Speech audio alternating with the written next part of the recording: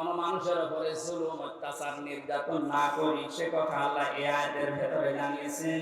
কারণ আল্লাহ পাক অহংকারী এবং ফখর করে যারা চলে, এই মানুষগুলোকে কোনোদিন ভালোবাসেন নাই, বাসবেনও না। বলেন নাউজুবিল্লাহ। আমি সেদিন মান্দায় বলেছিলাম, ওই ময়দানে ভালো করে শুনলেন, পৃথিবীর ময়দানে সবচাইতে আমার কাছে ভয়ঙ্কর আয়াত এই 6666টি আয়াতের ভেতরে এইটা মনে হয়।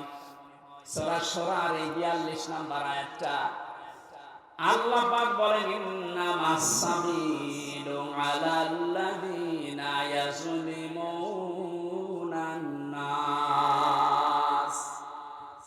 অবশ্যই আমি আল্লাহ মামলা দায়ের করব, আমি নিজে অভিযোগ গঠন করব তাদের বিরুদ্ধে, দুনিয়ায় মানুষ হয়ে যারা মানুষের উপরে জুলুম করেছো।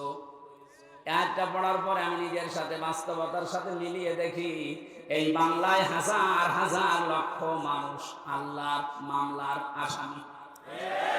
ভাই, আমরা নিজেদের নফসের উপরে জুলুম করছি, পরিবারের উপরে জুলুম করছি, প্রতিবেশীর উপরে জুলুম করছি, রাষ্ট্রের উপরে জুলুম করছি, জনগণের উপরে জুলুম করছি। যে কোনো দিক থেকে আমি জালেমের কাতারে পড়ে যাচ্ছি।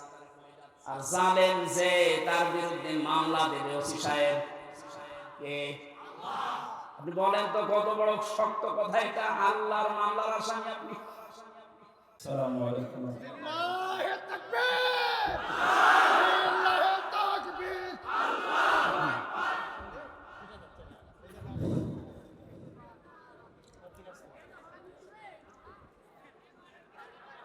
ইন্নাল হামদালিল্লাহি ওয়াস সালাতু ওয়াস সালামু আলা রাসূলিল্লাহ।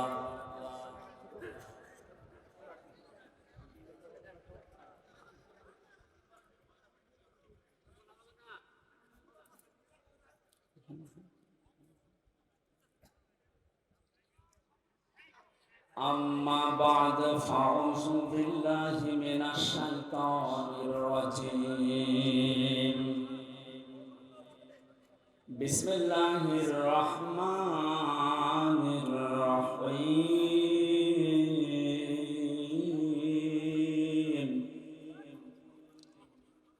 وكذلك أوحينا إليك قرآنا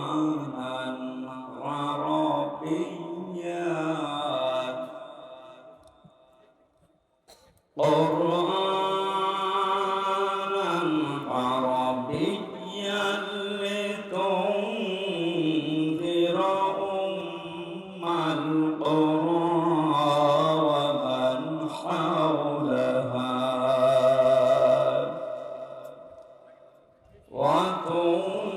وتنذر يوم الجمع لا ريب فيه فريق في الجنة وفريق في السعير. صدقت يا ربنا. اللهم صل على محمد وعلى آل محمد كما صليت على إبراهيم وعلى آل إبراهيم إنك حميد مجيد. اللهم بارك على محمد وعلى آل محمد كما باركت على إبراهيم وعلى آل إبراهيم إنك حميد مجيد. الحمد لله. নওগাঁ মান্দা থানার অন্তর্গত বারিল্লা দক্ষিণ পাড়া আমবাগান ময়দানে যুব সমাজের উদ্যোগে ঐতিহাসিক তাফসীরুল কোরআন মাহফিলের স্বনামধন্য সভাপতি বিশিষ্ট আলেমে দ্বীন জনাব মাওলানা আব্দুল কাইয়ুম, ভারপ্রাপ্ত প্রিন্সিপাল বড় বেলান্দহ ফাজিল মাদ্রাসা, সহ সভাপতির অনেকগুলো নাম দেখতে পাচ্ছি। আল্লাহ সবার মর্যাদা তার ইলম এবং আমল অনুযায়ী আল্লাহ যেন বাড়িয়ে দেন। বলেন বলেন। এতক্ষণ যারা আলোচনা রাখলেন, বিশেষ করে মাওলানা নুরুল আমিন, মাওলানা শহীদুল ইসলাম, এ মাহফিলের প্রধান অতিথি শাইখুল মাশায়েখ, 10 নম্বর নুরুল্লাবাদ ইউনিয়নের সম্মানিত চেয়ারম্যান জনাব মোহাম্মদ জাহিদুর রহমান, বিশেষ অতিথি জনাব মোহাম্মদ মোজাম্মেল হক কাজী, অফিসার ইনচার্জ মান্দা থানা নওগাঁ, জনাব নূর মোহাম্মদ মন্ডল, সাবেক চেয়ারম্যান, জনাব এস.এম. রফিকুল ইসলাম, সাবেক চেয়ারম্যান, মঞ্চে বসা ওলামায়ে কেরাম, সামনে বসা মুসলমান ভাইরা, পর্দার আড়ালের সম্মানিতা মা এবং বোনেরা, বিশেষ করে আমার আগে যারা কথা বললেন, মান্দা শ্রদ্ধাভাজন জেলা আমির জনাব আব্দুর রকিব, দল মত নির্বিশেষে কোরআনের এই অনুষ্ঠানে যারা আমরা ইবাদত মনে করে এসেছি, এটা ইবাদত চলছে, আর ইবাদত যেভাবে করা লাগে আমরা ওইভাবেই করবো ইনশাআল্লাহ। নামাজ একটা ইবাদত নাকি? বলেন না কেন? নামাজে দাঁড়িয়ে এদিক ওদিকে তাকানো যায়, একটু কথা বলা যায়, হ্যাঁ? নামাজের ভেতরে যদি কেউ হাসি দেয়, ওরা নামাজ থাকে? হাসি দিলেও নামাজ থাকে। এটাও যেহেতু একটা ইবাদত, সুতরাং এদিক ওদিকে তাকানো, গল্প করা, হাসি তামাশা করা সব 1-1.5 ঘন্টার জন্য বন্ধ রাখা যাবে না। এটা যেমন তেমন ইবাদত চলছে না, আফদালুল ইবাদা, নবীজি বলেন সর্বোত্তম ইবাদত এটা তিলাওয়াতুল কোরআন। পৃথিবীতে যত নফল ইবাদত আছে সবচাইতে উত্তম আল্লাহর কাছে এইটা, যারা কোরআনের আলোচনায় থাকে। এই ছেলে, কথা বল কেন? এই আব্দুল কাইম ভাই ওখানে কেন? এই স্টেজে আসেন। তিরমিজি শরীফের হাদিস, নবীজি মসজিদে নববীতে প্রবেশ করে দেখলেন ডান দিকে কিছু মানুষ বসে আছে, ওরা জিকির করছে, বাম দিকে কিছু মানুষ বসে আল্লাহর কোরআন নিয়ে আলোচনা করছে। নবীজি বললেন 2টা দল ভালো কাজে আছে, তবে সবচাইতে উত্তম কাজে আছে তারা যারা আল্লাহর কোরআন নিয়ে ব্যস্ত আছে। আল্লাহ আমাকে এই মুহূর্তেই নির্দেশ দিয়েছেন আমি যেন কোরআনের শ্রোতা হয়ে এদের সাথে বসে আলোচনায় লিপ্ত হই। আপনি টের পেয়ে পাইলেন কি বললাম? আমি বিশ্ব নবী যদি এখন জীবিত থাকতে আরে মান্দার উপর দিয়ে যদি হেঁটে যেতেন, কোরআনের ইজ্জতে, হামজার ইজ্জতে না, কোরআনের ইজ্জতে নবীজি এখন এসে শ্রোতা হয়ে আমাদের সাথে আলোচনায় বসে যেতেন। এত বড় একটা দামি জায়গায় আপনি বসে গল্প করছেন, মানুষ চুপ করেন। কোরআনের অনুষ্ঠানে আমরা আসতে পেরে এটা নিয়ামত মনে করে আমরা শুকরিয়া আদায় করছি, আলহামদুলিল্লাহ।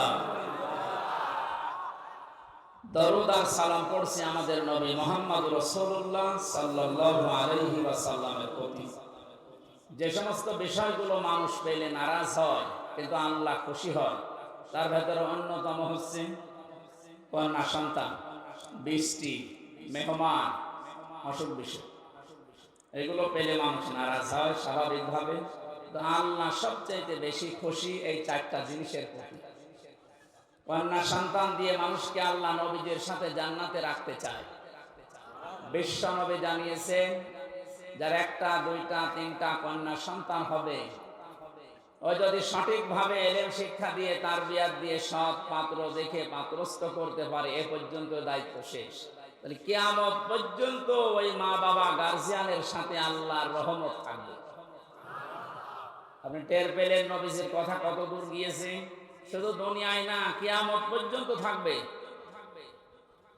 সুতরাং আজ বাংলাদেশে ইসলাম পন্থীদের উত্থান দেখার পর অনেকেই, বিশেষ করে জালেমরা তো বলতোই, এখন অনেক মুনাফিক এ কথা বলা আরম্ভ করছে।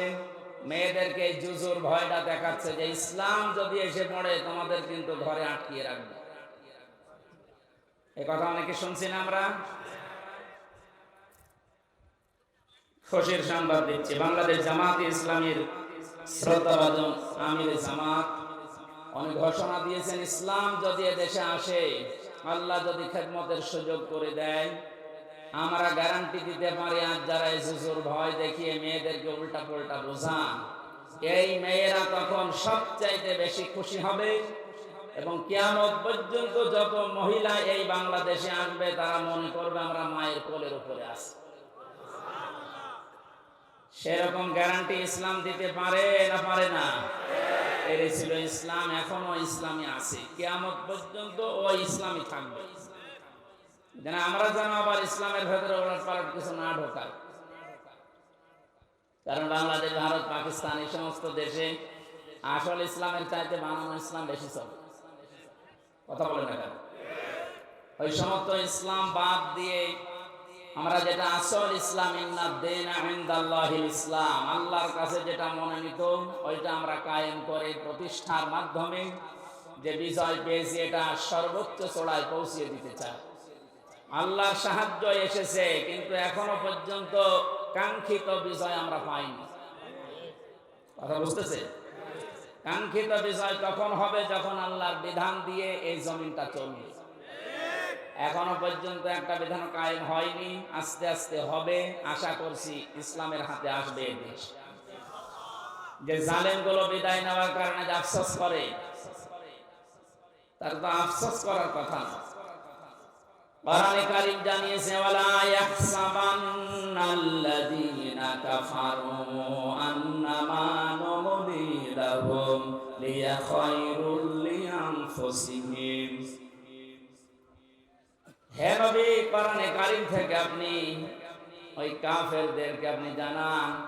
আর অনেক কাফেরেরা এই ধারণা করে যে আমাদেরকে আল্লাহ ক্ষমতার চেয়ারে রেখেছেন ভালোবেসে। না, আমি তাদেরকে এই চেয়ারে বসার পর এই যে জুলুম করার জন্য যে ছাড় দিয়ে দিয়েছি, ওরা ছাড় পেয়ে জুলুম করতে আছে। ইন্নামা নুমলি লাহুম লিয়াজদাদু ইসমা। ওদের এই চেয়ার দিয়েছিলাম, টাকা পয়সা দিয়েছিলাম, অর্থ সম্পদ, প্রভাব, প্রতিপত্তি, বিত্ত, বৈভব, এগুলো দিয়েছি এই জন্যে যেন ওদের পাপের মার্জা পুরাপুরি হয়ে যায়। পাপের মার্জা দেখলাম যখন পুরাপুরি হয়ে গেল, 5 মিনিট সময় চেয়েছিল যে একটা বক্তব্য লিখে যায় জাতির জন্য, আল্লাহ সে সময়ও দেয়নি। কারণ ইসমা, পাপ পরিপূর্ণ হয়ে গেছে। আপনি দেখবেন কি, ওয়ালাহুম আযাবুম মুহিন, তাদের জন্য অপমানজনক শাস্তি আমি আল্লাহ রেডি করে রেখেছি। সুতরাং ক্ষমতা পেয়ে যারা, চেয়ার পেয়ে, টাকা পয়সা পেয়ে যারা মনে করেছেন আল্লাহ আমাদেরকে ভালোবেসে দিয়েছে, ভালোবেসে দেয়নি। আপনার পাপ যেন পরিপূর্ণরূপে পূর্ণ হয়ে যায়, এই জন্য আল্লাহ এই সুযোগটা দিয়েছিলেন। আর আপনি সুযোগকে একেবারে 100 ভাগ কাজে লাগিয়েছেন। এমন কোন হীন অপরাধ নেই যাই 15 বছরে হয়নি। এটা আমার আগে যে মেহমান বলছিলেন না, কেউ রেহাই পায়নি, আসলেও তাই। যারা এই জালেমদের দলে ছিল তারা কি রেহাই পেয়েছে? তাদেরও তো ক্ষতি হয়ে গেল, কারণ জালেমদের দুনিয়াও শেষ, আখিরাতও শেষ। আমাদের নাই দুনিয়া আপনি ধ্বংস করার চেষ্টায় ছিলেন, কিন্তু আপনি নিজেদেরকে কি করলেন বলেন? সারা পৃথিবীর মানুষের কাছে এখন একটাই ঘৃণিত নাম, এই জালেমের। এত নিকৃষ্ট কাজ মানুষ করতে পারে, আয়না ঘরের নাম নিয়ে আমি নিজে না থাকলে বুঝতাম না। উপদেষ্টা আসিফ মাহমুদ কয়েকদিন আগে ঘোষণা দিয়েছে, আয়না ঘর বাংলাদেশের যত জায়গায় আছে একটাও যেন ভেঙে ফেলা না হয়। এটা রেখে দেন। সারা পৃথিবীর মানুষেরা দুনিয়া এখানে আসবে দেখার জন্য যে বাংলাদেশে কি আছে, তারা যেন আয়না ঘর দেখে যায়। কিয়ামত পর্যন্ত পৃথিবীর মানুষেরা জানবে যে বাংলাদেশের একজন জালেম ছিল। ওরা মনে করেছিল আল্লাহ আমাদের ভালোবেসে দিয়েছে। সূরা আলে ইমরান 4 নাম্বার পারার 12 নাম্বার পৃষ্ঠা 7 নাম্বার লাইনে আয়াতটি আছে। কাফেররা ধারণা করে যে আল্লাহ আমাদেরকে ভালোবেসে এগুলো সব দিয়ে রেখেছে। আমি যখন প্রথম গ্রেফতার হই ওই 11 সালে, ওসি সাহেব আমার থানায় নিয়ে বসে, হুজুর ক্ষমতার মালিক কে? আল্লাহ। আল্লাহ ক্ষমতার মালিক। সূরা আলে ইমরানের 26 নম্বর আয়াত পড়ে ব্যাখ্যা করেন। কি ব্যাখ্যা করবে? উনি নিজে দেখলাম পড়লো, কুলিল্লাহুম্মা মালিকাল মুলকি তুতিল মুলকা মান তাশা ওয়া তুইজ্জু মান তাশা ওয়া তুযিল্লু মান তাশা। আল্লাহ পাক বলেন, নবী আপনি বলেন, ক্ষমতার মালিক আমি আল্লাহ, যাকে ইচ্ছা দেই, যাকে ইচ্ছা ওখান থেকে নামিয়ে দেই।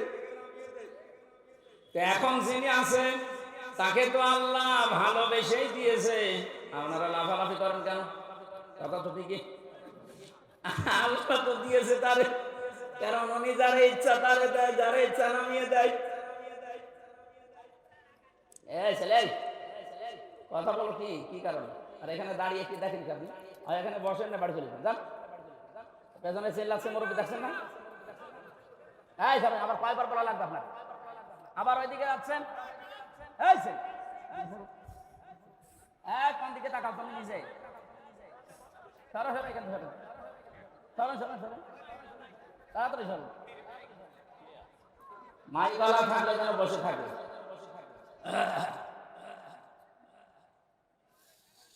আমার ভাইরা,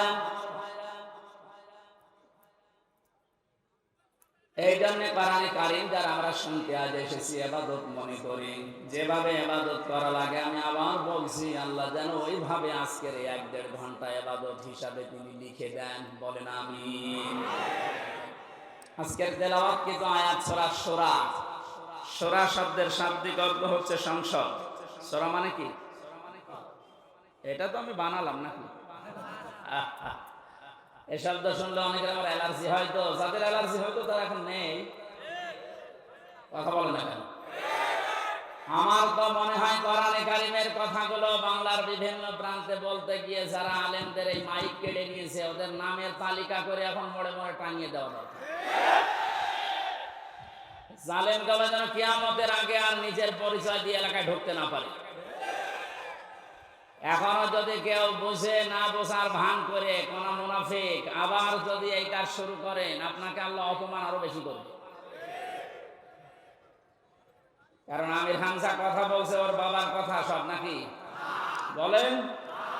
এই জন্য আমরা সতর্ককারী হিসাবে এসেছি। আল্লাহ আমাদেরকে নবীদের ওয়ারিস বানিয়েছেন। বিশ্ব নবী সহ যত নবী দুনিয়ায় ছিল, সব নবী ছিল সতর্ককারী। আজকের আলোচনার বিষয় হচ্ছে সতর্ক। কি বললাম? আমাদের সতর্ক হওয়া লাগবে। আর এই জন্য এলাকার মানুষ মিলে এই আয়োজন দিয়েছে যেন আমরা সতর্ক হতে পারি। সূরা মানে সংসদ। 53টা আয়াত দিয়েছেন আল্লাহ, 5টা রুকু আছে। একটা মাত্র আয়াত পড়েছি, 5টা ভাগ করেছেন আল্লাহ এই আয়াতের ভেতরে। আমরা এই 5টা বিষয়ে তাফসীর যেহেতু লিখে দিয়েছেন, ওইভাবে আমরা কথা বলার চেষ্টা চালাবো ইনশাআল্লাহ। এই সমস্যা কি?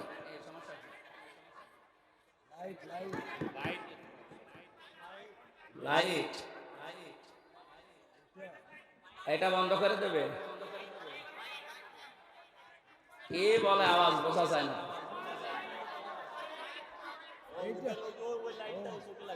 ওইটা এগুলোই মাগরিবের পর থেকে জ্বলছিল, এখন দেখেননি? কার মোবাইলের লাইট? হ্যাঁ, মোবাইলের লাইট কার? কয় এখানে লাইট কার? কি একজন বলেন, একজন বলেন, কি সমস্যা কি? বন্ধ। সামনের হ্যাসান লাইট জ্বলে আছে, এই কারণে তো এতক্ষণ ছিল না জ্বলা। হ্যাঁ, পেছনে মোবাইলের লাইট জ্বলছে কার?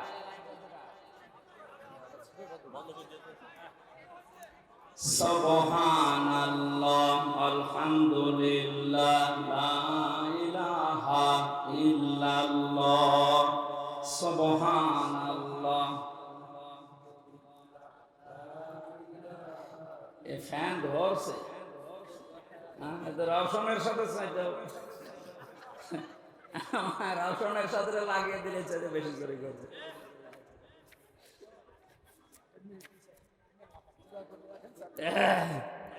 সুবহানাল্লাহ আলহামদুলিল্লাহ লা ইলাহা ইল্লাল্লাহ সুবহানাল্লাহ আলহামদুলিল্লাহ লা ইলাহা ইল্লাল্লাহ লা ইলাহা ইল্লাল্লাহ মুহাম্মাদুর রাসূলুল্লাহ।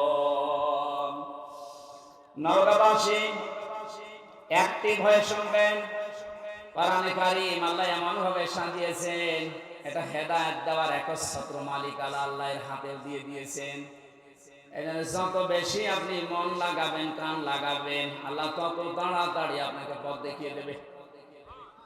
বিশ্বাস করতে পারেন 100 ভাগ কোরআনের কোন সতর্কবাণী শোনার পরে যদি কারো মনের পরিবর্তন না হয়, সে যেন বিশ্বাস করে নেয় যে তার কপালে আর হেদায়েত নেই। কথা বুঝতেছেন? আল্লাহ পাক বলেন ওয়া কাযালিকা আওহাইনা ইলাইকা কুরআনান আরাবিয়্যান লিতুনদিরা উম্মাল কুরা ওয়া মান হাওলাহা। এসে সোয়াডাঙ্গার এমপি ছিল মাওলানা হাবিবুর রহমান, মাঝে মাঝে বলতেছে আমি ওয়াজ করে করবো কি, এত ওয়াজ করে এক বেদের মেয়ে জোসনা এসে আমার বান্দা সব ভেঙে ফেলল। আমি একটু আটসাট করে বসিয়ে নেবো, এক কথা বলি আমার লাইন কেটে দিচ্ছে। এটা চোখ থাকা যাচ্ছে না ঘন্টা খানে।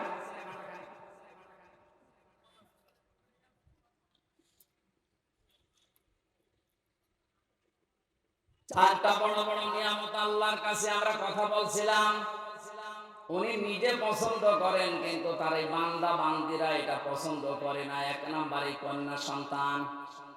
সুতরাং মেয়েদেরকে যে যুজুর ভয় দেখানো হচ্ছে, বিশ্বনবী ওই ভয়টা 1500 বছর আগে কাটিয়ে গিয়েছেন। কথা বলেন এখন আপনারা সব করতে পারবেন, শুধু পর্দা এইটা মেনটেন করে আপনি সব করতে পারবেন, কোনো নিষেধ নেই আপনার। সুতরাং ডান বলেন বাম বলেন, নাস্তিক বলেন আর যাই বলেন, যারা উল্টা পাল্টা ভয় দেখাচ্ছে এগুলো তাদের নিজেদের স্বার্থে। আল্লাহ আমাদেরকে বোঝার তৌফিক দিন, বলেন আমিন। 2 নম্বরে মেহমান। মেহমান যে ধরনের হোক, নবীজি বলেন কেউ যদি আল্লাহ এবং কিয়ামতে জবাব দিতে হবে এই বিশ্বাস করে, সে যেন অবশ্যই মেহমানের সম্মান করে। কারণ মেহমান যখন আপনার বাড়িতে আসবে, সে তার নিজের খাবার নিয়ে আসবে, আপনি শুধু আপ্যায়ন করার কারণে পুরাটা সাদগা দেওয়ার সওয়াব পাবেন। 3 নম্বরে বৃষ্টি, এটা মাঝে মাঝে আমাদের উপরে হচ্ছে, এটা আল্লাহর রহমত। 4 নম্বরে রোগ ব্যাধি। 4 নম্বর কি? রোগ ব্যাধি আল্লাহ এই কারণে দেন, বান্দার চলতে ফিরতে উঠতে বসতে যে সমস্ত অপরাধ গুলো হয়, আল্লাহর কাছে যাওয়ার আগ পর্যন্ত যেন আপনি একেবারেই পুত পবিত্র হয়ে যেতে পারেন। এই জন্য রোগ শোক দিয়ে আল্লাহ মাঝে মাঝে আপনাকে পুত পবিত্র করে নিয়ে যেতে চান। রোগ শোক হলে আপনি ভেঙে পড়বেন না, আল্লাহর উপরে রাগ বাড়াবেন না, এটা আপনার গুনাহ মাপের কারণ। নবীজি বলেন যদি পায়ে কাঁটাও ফোটে, জ্বর হয়, তাও মনে করবো আমার একটা গুনাহ মাফ হয়ে গেল। বলেন সুবহানাল্লাহ। ওয়ামা আসাবাকুম মিন মুসিবাতিন ফাবিমা কাসাবাত আইদিয়াকুম ওয়া ইয়াফু আন কাসীর। সূরা শুরার ভেতরে আছে, আল্লাহ জানিয়েছেন যে সমস্ত বিপদ আপদ গুলো তোমাদের উপর আমি মাঝে মাঝে পাঠাই, একটা ইচ্ছা করে পাঠাতে চাই না। তোমরা যে অপরাধ গুলো করো, এই অপরাধের শাস্তির কারণে কিছু কিছু মাঝে পাঠাই। সব অপরাধের শাস্তি যদি দুনিয়ায় দিয়ে দিতাম, শ্বাস করার সময় বেঁচে না। এই জন্য রোগ শোক হলে ভেঙে পড়বেন না। কিছু মানুষের অভিযোগ হয়ে যায় আল্লাহর উপরে, আল্লাহ তুমি আমার এই শুধু দেখো, পাশের বাড়িতে কেউ দেখে না। আরে ভাই, আপনার রোগ দিয়েছে যে কোনো একটা অপরাধ মুক্ত করার জন্য, যে কোনো একটা গুনাহ মাফ করার জন্য। নয়তো কঠিন ময়দানে গিয়ে আপনি ধরা খান, এটা আল্লাহ চাই না। এই জন্য এই রোগটা দিয়েছে।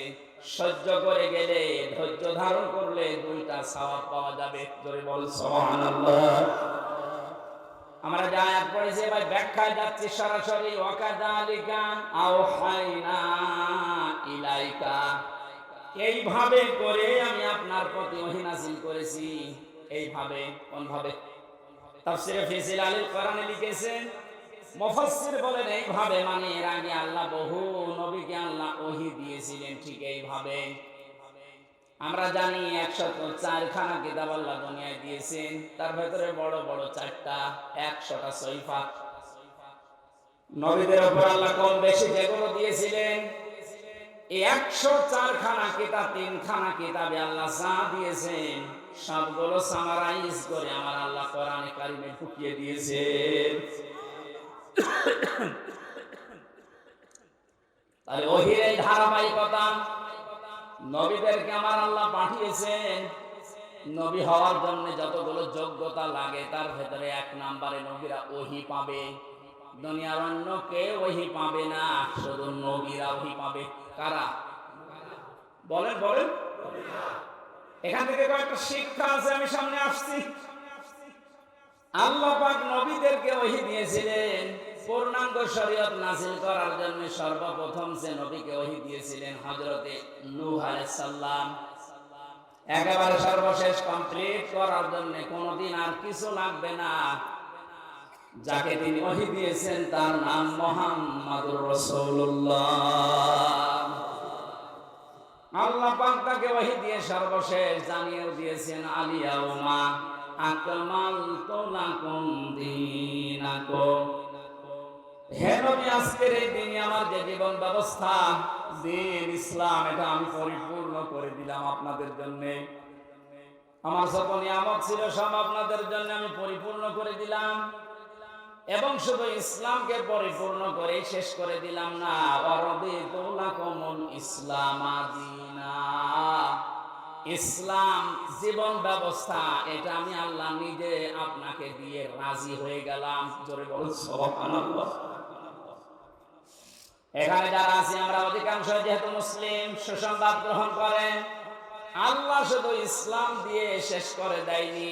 আল্লাহ বলেন আমি ইসলামের উপরে শুধুমাত্র, কেবলমাত্র, একমাত্র রাজি আছি। তাহলে এই আয়াত দ্বারা বোঝা যায় দুনিয়ায় প্রায় 4500 ধর্ম, এখন কোন ধর্মের মানুষের উপরে আল্লাহ রাজি নেই।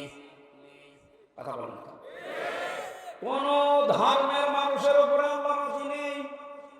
এমনকি তাদের ধর্মীয় অনুষ্ঠানের দ্বারা যদি আল্লাহকে খুশি করতে কেউ চায়, ওমাইয়া বাতাবি গায়রাল ইসলামি দীনান ফালাইয়ুকবালা মিন।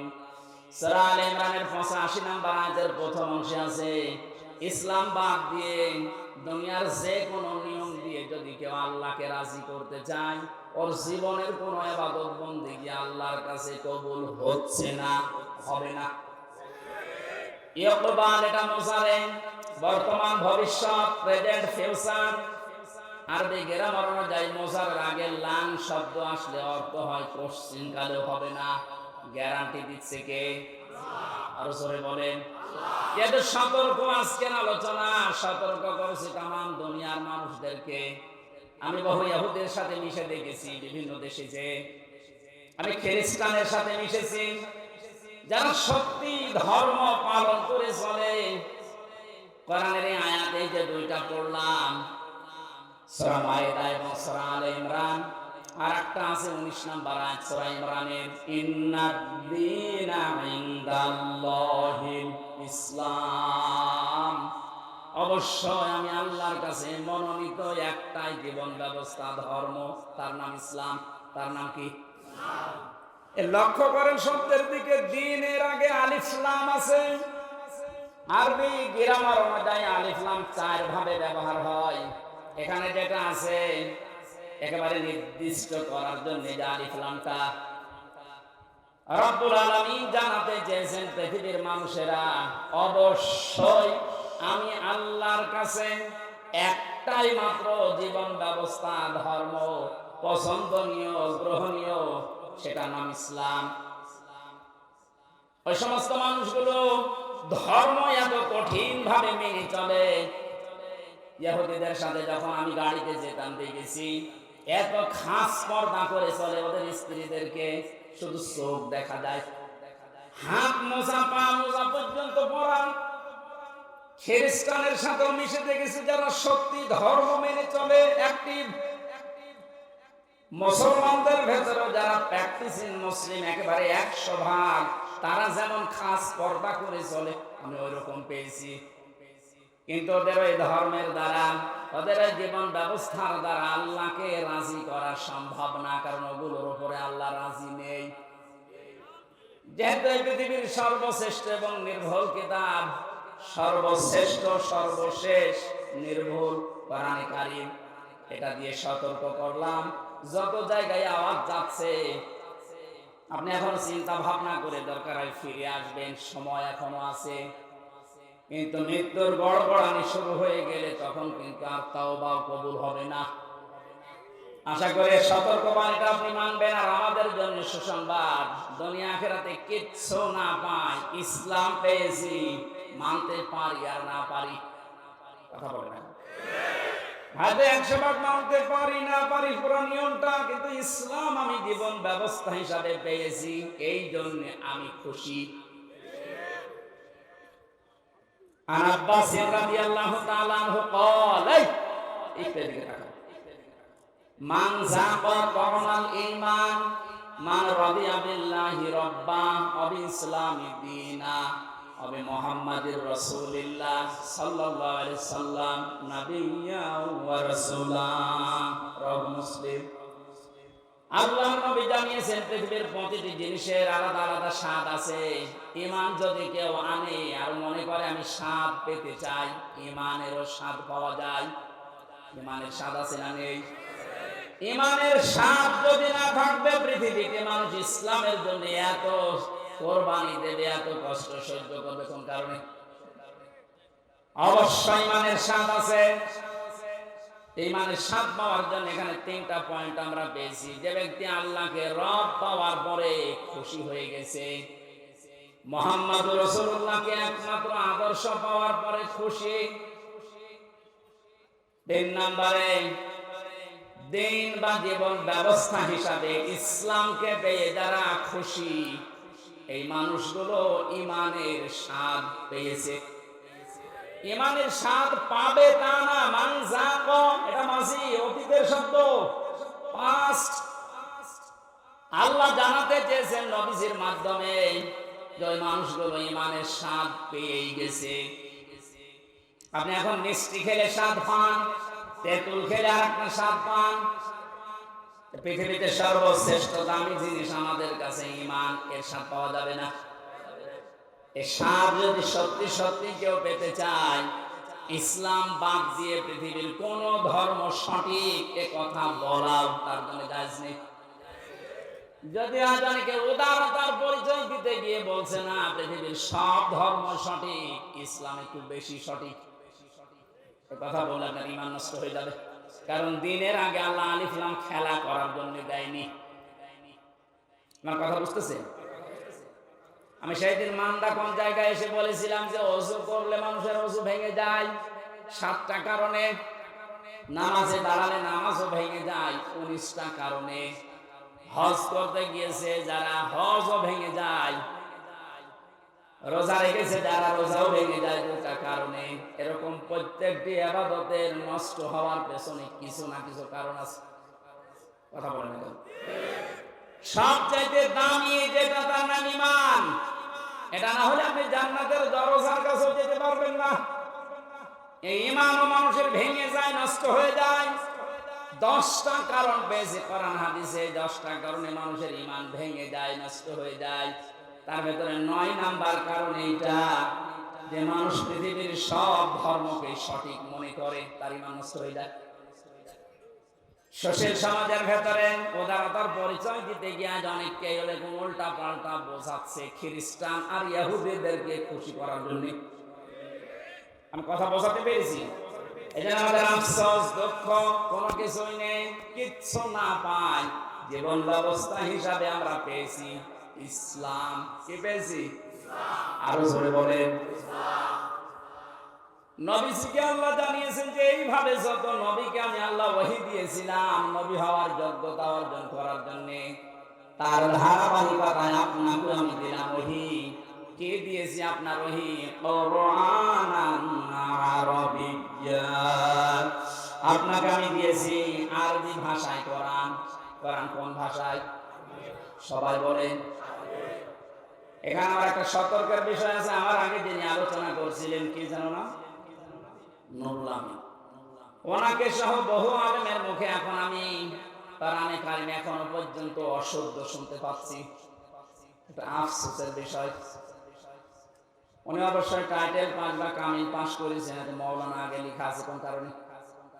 তো মাওলানা মানুষের তেলাওয়াতের হাল সিরাত যদি এরকম হয়, বাকি যারা বসে আছেন তারা তো আল্লাহর ওলি না। আমি কোনো অপমান করা ছোট করার জন্য বলছিলাম, শুনছিলাম বসে বসে, সেই জন্য তেলাওয়াত হবে না।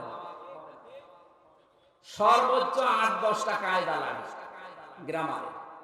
তাসবিহের 8টা-10টা কায়দা একটু ভালোভাবে আয়ত্ত করতে পারলে আপনি কোরআন শুদ্ধ করে পড়তে পারবেন। এটা কি নফল না ফরজ? ফরজ, নামাজের মতো ফরজ। নামাজ যতগুলো কারণে ভেঙে যায় তার প্রথম কারণে কেউ যদি কোরআন অশুদ্ধ পড়ে, উনি যেভাবে পড়েছে তেলাওয়াত করছিল ওটা যদি নামাজে পড়ে ওনার নামাজ হবে, কারণ অর্থ পাল্টে গেছে। যেখানে এক আলিফ টান নেই এমন টান দিয়েছে মনে হচ্ছে এখান থেকে গোদা গাড়ি পড়বে।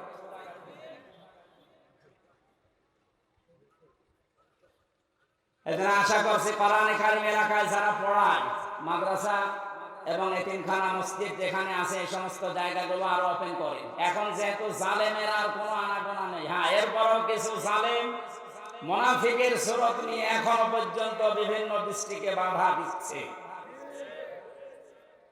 সাফ কথা শুনে যারা কোরআনে কারিম পড়া, বোঝা, কোরআনে কারিমকে প্রচার করা, প্রতিষ্ঠা করায় বাধা দেয়, এরা টাটকা নির্ভেজাল কাফের, কোনো সন্দেহ নেই। এরা যদি মারা যায়, কোরআন বাধা দিয়েছে, কোরআন প্রচারে, প্রসারে, প্রতিষ্ঠায়, শিক্ষায়, এ মানুষগুলো মারা গেলে ওর জানাজার দরকার নেই, কবরে দেওয়ার দরকার নেই। আজকে যদিও আমার একজন দায়িত্বশীল বলছিল এত কড়া করে বলা ঠিক না, মানুষের অন্তরে একটু দুঃখ লাগে। তা আল্লাহ যদি এ ফোর্সে বলে, আমি এ ফোর্স থামাবো কি করে? আল্লাহ মনে হয় বলেনি, আমি মনে হয় বানালাম। সূরা বাকারার ভেতরে আছে আমান আসলামু মিম্মান মানাআ মাসাজিদাল্লাহ। সূরা বাকারার ভেতরে আল্লাহ জানিয়েছেন আমি আল্লাহর দৃষ্টিতে সব চাইতে বড় জালেম ওইটা, যে লোকটা আমি আল্লাহর ঘর মসজিদে আমার নাম, আমার জিকির, আমার কোরআনের আলোচনা হতে বাধা দেয়, বন্ধ করে দেয়। এ 15 বছরও কোন জালেমের এরকম সাহস হয়নি যে কোরআনে কারিম মসজিদে পড়লে বাধা দিয়েছে, বন্ধ করে দিয়েছে। কিন্তু এখন আমি অনেক জালেমকে প্রকাশ্য দেখতে পাচ্ছি, মসজিদে কোরআনের দার্স হচ্ছে, মুসলমান নাম যে বন্ধ করে দিচ্ছে। আরে ভাই, কাজ তো কাফেরের কাজ।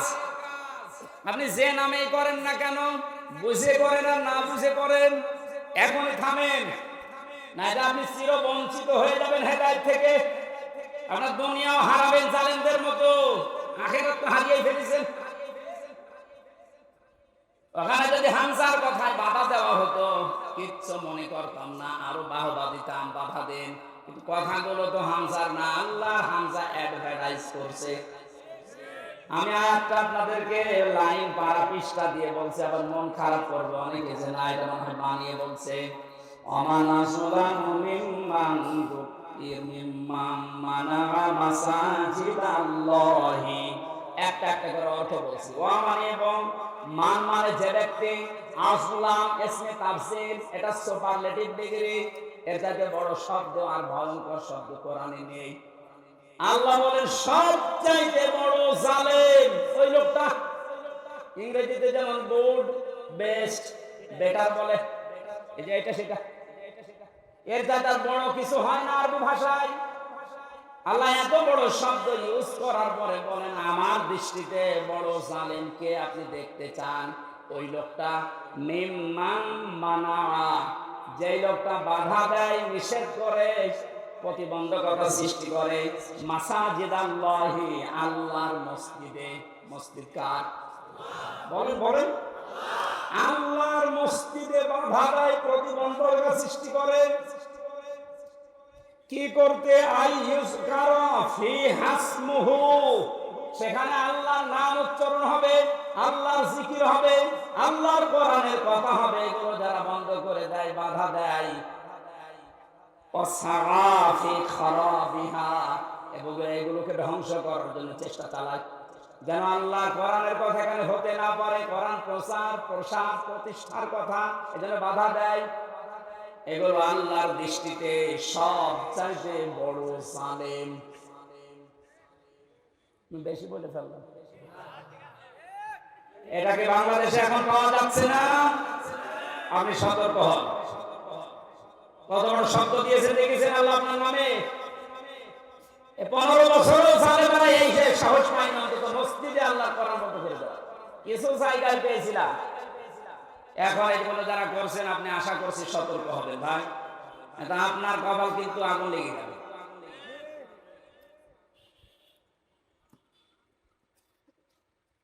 এই আয়াতের ভেতরে পেয়েছিলাম কোরআনান আরবিয়্যা, কোরআনে কারীম আপনার পথে আমি দিয়েছি ইংরেজি ভাষায়।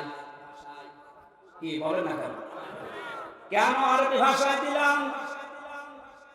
পৃথিবীর যত ভাষা আছে সবচাইতে সহজ ভাষা আল্লাহর কাছে আরবি ভাষা, কিন্তু আজ এটা অনেকের কাছে কঠিন করে রেখেছি আমরা। কত বড় বড় মানুষেরা ফতোয়া দিচ্ছে যে এটা আমাদের জন্য না, এটা আলেমদের জন্য। কে বলেছে আপনাকে? নামাজ পড়া যেমন ফরজ, মাস্ট বি কোরআনে কারীম শিক্ষা করা ওরকম ফরজ। দল মত নির্বিশেষে, বুঝে হোক না বুঝে হোক, অন্তত আপনি নবীর দল বাদ দিয়ে অন্য দলে আছেন, থাকেন, কিন্তু কোরআন পড়া শুরু করেন। জেলখানায় বহু মানুষকে আমি উল্টা পাল্টা দেখেছি, কোরআনে কারীম 1 বছর 1.5 বছর পড়ার পরে ওই মানুষগুলোরা এত পরিবর্তন হয়েছে। এটা আমাদের কুষ্টিয়ার কৃতি সন্তান আবরারকে যারা হত্যা করেছিল, এর 13 জনের ফাঁসি হয়েছিল। এর ভেতরে 4 জনকে মাওলানা জসিমউদ্দিন রহমানী সাহেব নিচে বসে বসে হাফেজে কোরআন বানিয়ে দিয়েছে। এই যে পড়া কোরআন শরীফ তাদের মুখস্থ হয়ে গেছে। শুধু মুখস্থ না, এরা অনেক অর্থ পর্যন্ত এখন বুঝতেছে, কারণ আরবি গ্রামার ওর ভেতরে পড়ায় আলেমদের কাছে। ওরা যে পর্যায়ে এখন আছে, এখন অনুশোচনা করে অনুতপ্ত হয় যে আমরা জালেমদের কথা মতো ভুল করে ফেলেছি। সত্যি যদি ওরা কোনদিন আসতে পারে বাইরে, আপনি ওদেরকে কোরআন মেরে কোরআনের কাছ থেকে সরাতে পারবেন না। এখন আহ্বান জানাচ্ছি, আপনি আরবি ভাষাটা শেখেন। ওয়ালাকাদ ইয়াসসারনাল কোরআনা লিযিকরি ফাহাল মিন মুদ্দাকির। 4 বার আল্লাহ একটা কোরআন এক সূরার ভেতরে দিয়েছেন। আমি কোরআন সহজ করে দিয়েছি তোমাদের জন্য। এরপরও এখান থেকে শিক্ষা করা, উপদেশ নেওয়ার মতো কি কেউ কে পাবো না। কে বলছে? এই জন্য যেখানে আছেন আগে কোরআনের কাছে আসেন, এইটা শেখেন। আপনাকে আমি আমার বাবার দিকে ডাকছি না, ডাকছি আমার আল্লাহর কোরআন শিক্ষার জন্য। এই দুনিয়াতে যেহেতু কোরআনে কারীম দিয়ে সতর্ক করার জন্য নবীদের প্রতি আল্লাহ ওহী করেছেন সতর্কবাণী হিসাবে। প্রথম সতর্কের ভেতরে পেয়েছি লিতুনদিরা উম্মাল কুরা ওয়া মান হাওলাহা। একটু খেয়াল করে শুনবেন। আল্লাহ পাক বলেন, এই আরবি ভাষা কোরআনে কারীম আপনার পথে আমি ওহী করলাম কেন জানেন? আপনি এ দ্বারা এই যে উম্মুল কুরা, যেটা শহরের মা, তার নাম মক্কা শরীফ, এই মক্কার লোকদেরকে আপনি সতর্ক করবেন। এতটুকু যদি আল্লাহ পাক বলে শেষ করে দিতেন, এই আয়াতটা আমি পড়তাম না। পরের শব্দটাই সমস্যা হয়ে গেছে আমাদের জন্য। আল্লাহ পাক বলেন উম্মাল কুরা ওয়া মান হাওলাহা।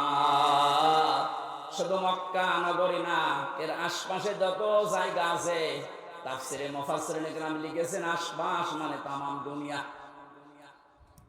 তার মানে কোরআনের সতর্কবাণী চলবে শুধু মক্কা আর মদিনায়? বলেন বলেন। আমান হাওলাহা, সারা দুনিয়ায়, সারা দুনিয়ার জন্য এই কোরআন।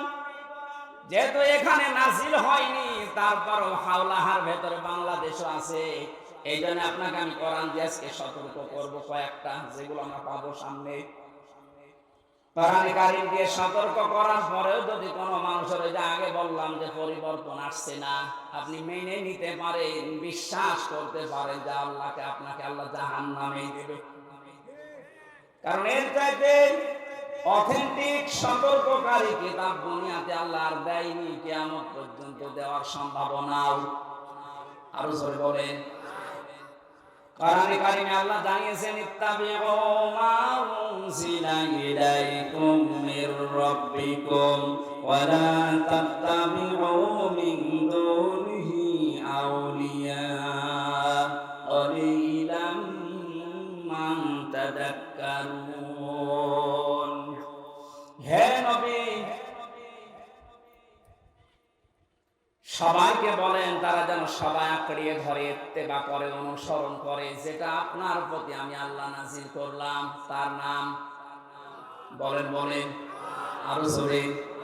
তাহলে এখানে আর কোনো মতভেদ আছে যে কোরআন আঁকড়িয়ে ধরার ব্যাপারে কোনো ফতোয়া আছে? কোনো মতভেদ, মত পার্থক্য অন্য বিষয় থাকতে পারে, কোরআনের ব্যাপারে আমাদের সব এক হওয়া লাগবে। এই নির্দেশ আল্লাহ।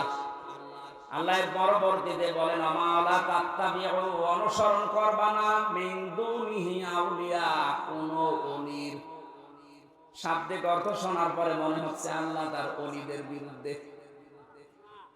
না মানে আপনি বলেন শাব্দিক অর্থ যেটা করলাম আল্লাহ ওলিদের বিরুদ্ধে মনে হচ্ছে। ওয়ালা তাত্তাবিউ, কেউ অনুসরণ করবা না, মিন দুনিহি আউলিয়া, ওলির বহু বচন আউলিয়া, কোন ওলির অনুসরণ দরকার নেই। শাব্দিক অর্থ শোনার পরে কিন্তু মনে হচ্ছে যে আল্লাহ মনে হয় তার ওলিদের বিরুদ্ধে। তাফসীরে আমি যতগুলো মিলিয়েছি আয়াতের সাথে, সব মুফাসসির এভাবেই লিখেছেন। আল্লাহ পাক ভালোভাবে জানেন দুনিয়াতে এমন সময় আসবে যে সময় আমার অনেক বান্দা বান্দি আবেগে আল্লাহর চাইতে ওদের আব্বাকে বড় মনে করবে। সে সময় আসতে এখনো দেরি আছে। কথা বলেন, এখন সে সময় পার হয়ে গেছে। আল্লাহর চাইতে আব্বাকে এত বড় মনে করেছিল, আল্লাহর ঘোষণা ওর পছন্দ হয়নি। আল্লাহর ঘোষণা ছিল কি? মিল্লাতা আবিকুম ইব্রাহিম, কথা হচ্ছে জাতির পিতা ইব্রাহিম। এটা কোরআনের আয়াত না? এই কথা বলেন না কেন? উল্টিয়ে জাতির পিতা ইব্রাহিম আমরা মানি না, আমার পিতা ইব্রাহিম, আমার পিতা জাতির পিতা। আল্লাহ ওটা দাঁড় করাতে দিয়েছে। কথা বলেন কেন? শুধু হেলিকপ্টার উঠতে দেরি। আমি তো দেখতাম সময় ছাদের উপরে থেকে দেখছিলাম, একজন আমারে বলছে কিছুক্ষণ পরে সেনাবাহিনী বসেছে, ঘোষণা আসবে। তারপর ওই সময় গুলি চলছিল। 14 জন আমার সামনেই মারা গেছে 5 তারিখে। দেড়টার পরেই কিছুক্ষণ পরে 2টায় উনি ভাষণ দেবে, হলো না 3টায় দেবে, হলো না 4টায় দেবে সেনাবাহিনীর প্রধান। এ পর্যন্ত আসতে আসতে আর মাত্র 1 ঘন্টা। 4টার পরে ভাষণ শুনে 5টার আগে শুনছি কুষ্টিয়ায় বাবা আর নেই। যে কয়টা বাবা যেখানে ছিল সে ছবি আকারে হোক আর পাথর দিয়ে হোক একেবারে গুড়িয়ে দিয়েছে। কোন বাবার অনুসরণ যেন না করা হয়, এই জন্য আল্লাহ কোরআনে কারিমে সতর্কবাণী দিচ্ছেন। এই সতর্ক যারা মানে নাই, কত কিছু নষ্ট করলেন বলেন। আপনার বিবেকের কাছে কি হয়েছে? এত কোটি কোটি টাকা খরচ করে আপনি এটা করলেন, স্থায়ী তো হইল না। ঘন্টা ব্যাপী সময় লাগে না, যে যেটা দিয়ে পেরেছে ভেঙেছে। অনেকে ভাঙতে না পারলে ওসব করেছে। আমি কাবা শরীফে যখন তাওয়াফ করছিলাম, ওপরে ওঠার পরে আমার পেটে হঠাৎ ব্যথা। এক পুলিশকে জিজ্ঞাসা করলাম, ভাই এতক্ষণ তো ভালোই ছিলাম, 7 চক্কর দিলাম, কিছু হইল না, এ কোন জায়গায় আসলাম, পেটে ব্যথা করছে। পুলিশ আমার বসে, হাজি উল হজ্জা দায়না বিলাতুকা, ও হাজিবাদ দেশ কোথায়? যে তুমি বাংলাদেশ। বাংলাদেশ থেকে এসেছি। ওনার ভাষা দিয়ে আমারে বলছে, আপনি জানেন না এটা কোন জায়গা? না তো, আবু জাহেলের বাড়ি। আপনি এখনো পায়খানা না করে দাঁড়িয়ে আছেন, তাড়াতাড়ি করে। সত্যি কথা বলছি, পায়খানা করে দেখে আমার পেটের ব্যথা ভালো হয়ে গেছে। আল্লাহ আমাকে যেন জানাতে চাচ্ছিল, হামজা ওই সময় 3.5 লাখ টাকা লাগবে 16 সালে, এত টাকা খরচ করে আসলে আরো শয়তানের মুখে পায়খানা না করে চলে যাওয়া, তাড়াতাড়ি করো। পেটের ব্যথা দিয়েছিল কে? বলে না কেন? এত দামি জায়গা কাবার পাশে, আমার মনে হয় কাবা শরীফ থেকে আবু জেহেলের বাড়ি কাছে, এরপরে নবীর বাড়ি, তাই না? কাবার পাশে যে জায়গা, তার দাম বেশি না কম? বেশি। মানে আপনি এখন 1 কাঠা কিনে দেখেন তো, এত দামি জায়গা। আল্লাহর কোরআনের বিরুদ্ধে যাওয়ার কারণে, কোরআনের বিরুদ্ধে অবস্থান নেওয়ার কারণে ওর বাড়ি যদি পায়খানা হতে পারে, এদেশে যারা জালেম, কোরআনের বিরুদ্ধে যারা অবস্থান নিয়ে আল্লাহর বর্ণিত ইব্রাহিম বাদ দিয়ে অন্য কাউকে যারা বসাতে চেয়েছিল, আমার তো মনে হয় ওই বাড়ি ঘরগুলো এখন বিশ্ব আন্তর্জাতিক টয়লেট বানানো দরকার। মানুষ যেন ওখানে যে পেটে ব্যথা উঠলে কাম সারতে পারে, কারণ এই জায়গাগুলো অভিশপ্ত। জালেমরা যেখানে থাকে এই জায়গাটা হয়ে যায় অভিশপ্ত। আমরা মিনা থেকে মুজদালিফায় যাওয়ার আগে দেখেছি বারবার যারা পেছনে থাকে বলে এখান থেকে দৌড়ান কেন? কারণ এটা জায়গাটা গজবের জায়গা। গজবের কিছু জায়গা আছে যেখানে জালেমেরা বসবাস করে, জায়গাটাই আল্লাহ গজবের জায়গা বানিয়ে দেয়। আর আমার তো মনে হচ্ছে এই দেশটা যারা জুলুম করেছে, 1734 জন মানুষ ছিল মেন দায়িত্বে, এদের অধিকাংশ বসবাসের জায়গাগুলো এখন গজবের জায়গা। অনেক জালেম এখন মাঝে মাঝে কল দেয় যে হুজুর আপনি যা বলেন এর জন্য তো আমার ভয় লাগে, আতঙ্ক লাগে, আপনি আমার নাম বলে দেন কেন? আমি তো সেরকম কিছু করি না। কিচ্ছু করেন না। আপনি নিজেই বলতেন যে হুজুর আপনার দোষ নেই, আমি জানি। জানেন আপনি, আপনাকে একটু যদি সাহায্য করতেন, উপরে যে কয়টা স্যার আছে আপনার যদি বলতেন যে কিচ্ছু জানেন এ বিষয়ে, আমার তো দায়িত্ব দিয়েছেন রিমান্ডের, কিছু পাইনি, কি করব, একটু একটু নরমাল করে দে, তাহলে আমার 3 বছর থাকা লাগে না। আপনি উপরে উপরে বলতেন আর ভেতরে যে এমন এমন কথা লাগাতেন, ওরা নিজেরা আপনারে বলতো পিটান, হুজুরের পিটান। আমি নাম আর নেই না, নামও নিচ্ছি না, কিন্তু আপনি যা করেছেন বিবেকের কাছে আপনি জিজ্ঞাসা করেন, আপনি ঘুমাতে পারবেন না। কোরআনে কারীম দিয়ে সতর্ক করা দরকার, শুধু মক্কা মদিনা না, তামাম পৃথিবী।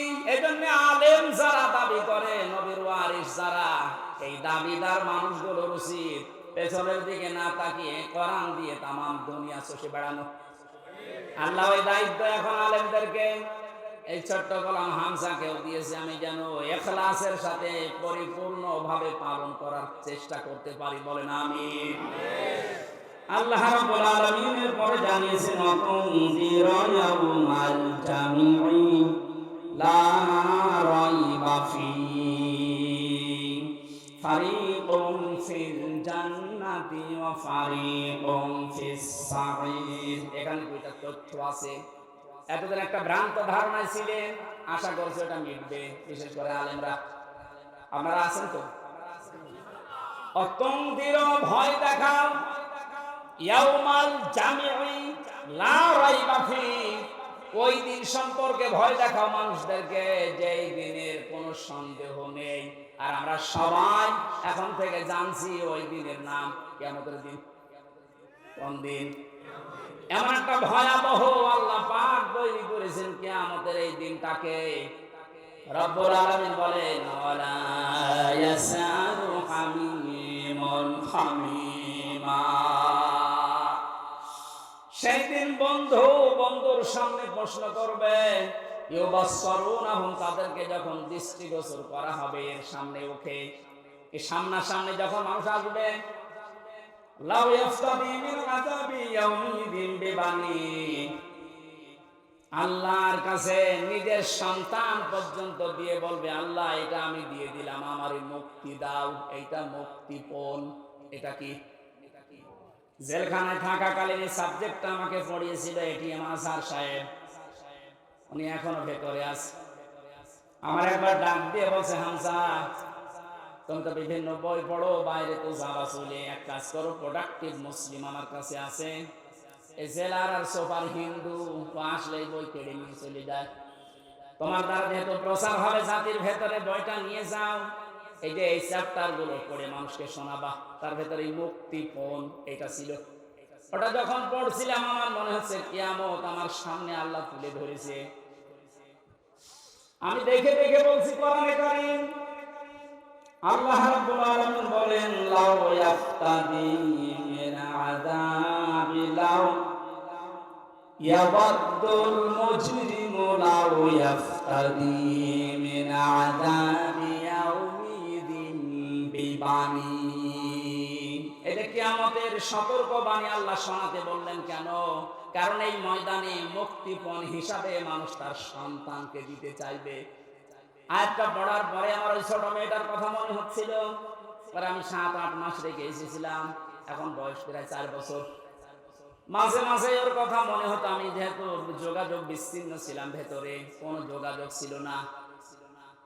ফাঁসির কন্ডেম সেলের ভেতরে 24 ঘন্টা তালা লাগানো, এদিকে 2.5 হাত, এদিকে 3.5 হাত, 24 ঘন্টা মনে তো জিন্দা কবরে বসে আছি। যখন এই বইটা পেয়ে আয়াতটা মিলাচ্ছিলাম, আল্লাহ কিয়ামতে কি এমন তৈরি করবা যে আমার ওই ফারিহাকেও তোমারে আমার দিয়ে দেওয়া লাগবে, যে আল্লাহ মুক্তিপণ দিলাম, না এটা আমার বিশ্বাস হচ্ছে না। কি এমন ঝালঝালা অবস্থা পয়দা হবে, আপনি নিজের সাথে এবার মিলান তো, যে আমার মতো হামজা, আমার সবচাইতে প্রিয় যেটা আল্লাহ রসুলের পরে, আমার মা বাবার চাইতেও আমার কাছে প্রিয় এই ফারিহা, পরে পর্যন্ত বলা লাগবে আল্লাহ একেও দিয়ে দিলাম, তুমি আমারে বাঁচাও। আল্লাহ এতটুকু শেষ করেননি। আপনি কথা শুনতে যেমন সহজ মনে হচ্ছে, বাস্তবে কি প্র্যাকটিক্যাল লাইফে এত সহজ হবে এটা? সব চাইতে আমি বললাম আল্লাহ রসুলের পরে আমি পৃথিবীতে সব চাইতে বেশি ভালোবাসি আমার ছোট মেয়েটাকে। বড়টার প্রতি অত মহব্বত এখন আর নেই, ছোটটার প্রতি যত বেশি। অথচ আল্লাহ বলেন, বিবানি তোর এই ফারিহাকেও বলবি যে আল্লাহ দিয়ে দিলাম, তুমি আমারে বাঁচাও, এর যা করবা করো। বাস্তবে আপনি দেখেন এই বন্যায় কত মানুষ ভেসে যাচ্ছে, অথচ নিজের 2 মাস 5 মাস 1 বছরের বাচ্চাকে বুকের উপরে নিয়ে নিজে ভাসতে ভাসতে মরে গেছে। বাচ্চা বেশি আছে, এই কথা বুঝতে গেল। এত বড় কঠিন বন্যায় নিজের জীবন দিয়ে দিল, তাও বাচ্চাকে বাঁচিয়ে রেখেছে তক্তা হয়ে। আর আল্লাহ বলেন, না এমন অবস্থা করব তোর ওই ফারিহাকে বলবে আল্লাহ তুমি তাড়াতাড়ি এনে নাও, আমারে বাঁচাও।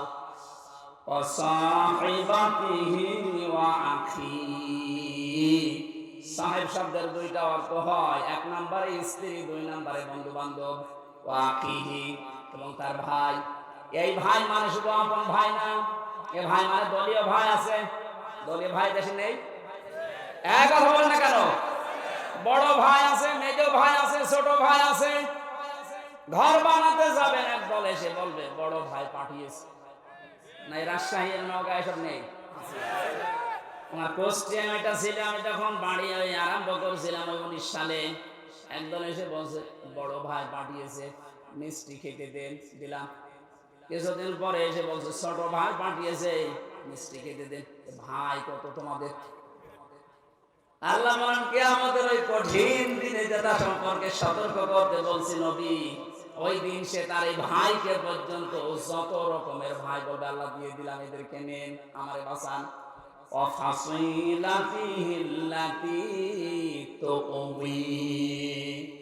তার নিজের জ্ঞাতি গোষ্ঠী, দলীয় লোক সব দিতে চাইবে।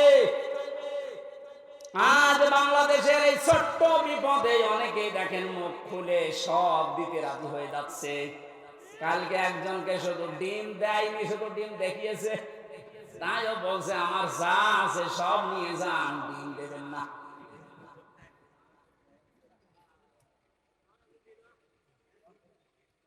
বাংলার মুসলমানেরা এত কিছু শুরুই করেনি। আপনি এতটুকুতে উল্টা পাল্টা মন্তব্য করছেন, এতটুকুতে আপনার মায়া উতলিয়ে পড়ে। ব্যারিস্টার আরমানের স্ত্রীর কাছে আপনি দাঁড়ান তো, কি জবাব দিতে পারেন দেখি? পারবেন? পারবেন না। আশ্বাসের সমাজের নামে আপনি এত বড় বড় কথা, এত সুন্দর কথা বের হচ্ছে মুখে। যেদিন আমার মাথায় দড়ি দিয়ে, পায়ে ডান্ডা বেরি লাগিয়ে, হাতের ভেতরে হ্যান্ডকাপ দিয়ে, কালো কাপড় দিয়ে চোখ বেঁধে টেনে নিয়ে যাচ্ছিল গরুর মতো, কোথায় ছিলেন আপনি সেদিন? ভণ্ডামি করা দেখাবেন না। অমানবতার প্রকাশ্য শত্রু যে কয়েকজন এখন উল্টা পাল্টা কাজের কারণে জনগণের রসানলে পড়ছে, আপনি কি মনে করছেন এগুলো আল্লাহর ওলি? এই ইনুর দ্বারা, এই মেননের দ্বারা, কালামানিকের দ্বারা, বিশেষ করে শিক্ষা ব্যবস্থা ধ্বংসের পেছনে এই দীপমণি এবং এই নভেলের দ্বারা যত ক্ষতি হয়েছে, এ জাতি কোনোদিনও ক্ষতি পোষাতে পারবে না। আপনি দেখেছিলেন কত নিচে নেমেছে শিক্ষা ব্যবস্থা, একেবারে নিচে নেমে গেছে মুসলমানের দেশ, ৯৬% মুসলমান আমরা, অথচ ইসলাম ধর্ম পড়াচ্ছে দেখবেন একজন হিন্দু। কোথায় নেমেছেন আপনি? এরপর আপনার মায়া লাগে, টুকরা টুকরা করলো গায়ে ঝাল মেটে না। কারণ আমারই শুধু ধ্বংস করেন, আমার পুরা প্রজন্ম ধ্বংস করে দিয়েছে। আল্লাহ দয়া করে হাত দিয়ে বাঁচিয়েছে, নয়তো আমরা ধ্বংস তো হয়ে গিয়েছি।